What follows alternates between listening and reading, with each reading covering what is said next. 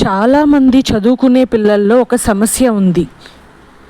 పిల్లలు బాగా కష్టపడి చదువుకుంటారు. పరీక్షల సమయంలో వాళ్ళకి టెన్షన్తో ఎగ్జామ్ క్వశ్చన్ పేపర్ చూశాక ఏం చదివారో కూడా గుర్తుండదు. అలాంటి పిల్లలకి ఆ సమయంలో సరస్వతీదేవి జ్ఞాపక శక్తి మంత్రం బాగా ఉపయోగపడుతుంది.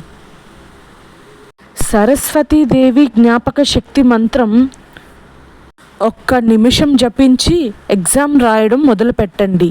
మీ క్లాస్లో మీరే ఫస్ట్ వస్తారు.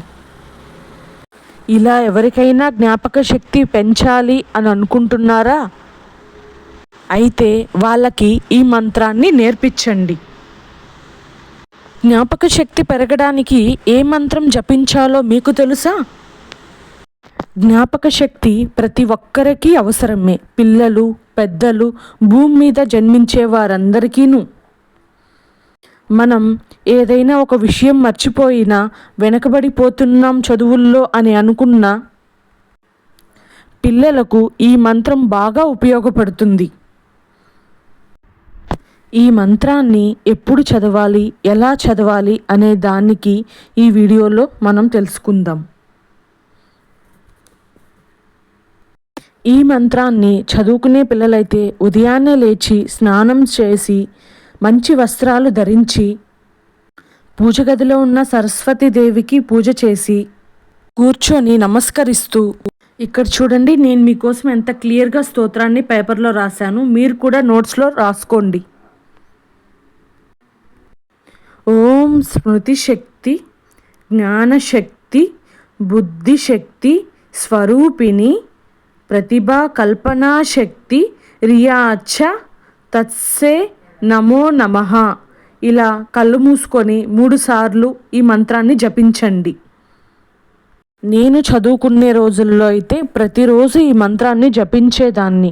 ఎగ్జామ్ రాసే ముందు, చదువుకునే ముందు కూడా ఈ మంత్రం జపించుకోవచ్చు.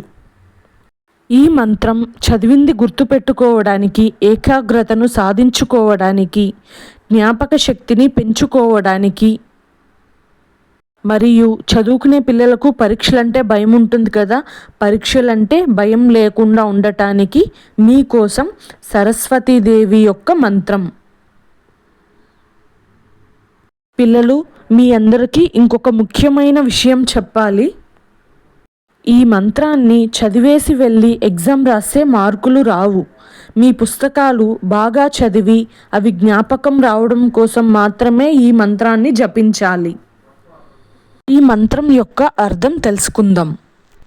స్మృతి అంటే జ్ఞాపకం. జ్ఞాపక శక్తి పెరగాలన్నా, జ్ఞానం పెరగాలన్నా, బుద్ధి, ప్రతిభ లాంటివి అభివృద్ధి చెందాలంటే సరస్వతీదేవి యొక్క మంత్రాన్ని మనందరం జపించాలి.